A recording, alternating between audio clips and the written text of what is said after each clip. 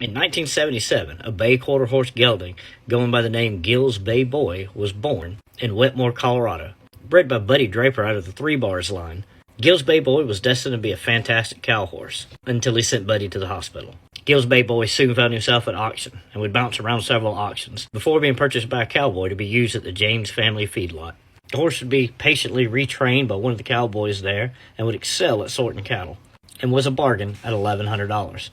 But Gills Bay Boy would retain his cold-back nature, and when the 12-year-old daughter of the feedlot owner needed a new barrel horse, they knew right where to look. First time she rode the horse, she was told, "Don't lope him, he's got a cold back." And what do kids do? As soon as she was out of view, she loped the horse. He bucked a little, she laughed, and he never bucked again.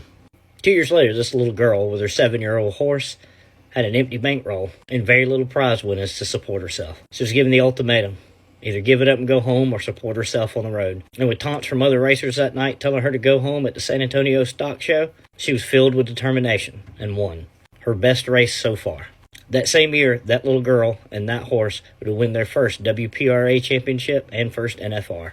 And in 1985, they would do it again. But in the 7th round of the NFR, on a Friday the 13th, the unthinkable would happen. While in the alley, getting ready to run, the horse would brush his head against a concrete wall, breaking a Chicago screw, holding the bit to the reins and headstall. As they rounded the first barrel, the headstall fell apart. And as they rounded the second barrel, Gills Bay Boy spit his bit. And with nothing but sheer determination and an experienced horse, they rounded the third can. And with no brakes, what else do you do? She hit the gas. And not only was it a qualified run, it won the 7th round of the NFR. And if you haven't figured it out yet, Gills Bay Boy is known by a better name. That name is Scamper. And that little girl is Charmaine James. And from 1984 to 1993, Scamper and Charmaine were unstoppable. From 1984 to 1993, Charmaine and Scamper would win every WPRA World Championship. They would also win the 1984, 86, 87, 89, 1990, and 1993 NFRs.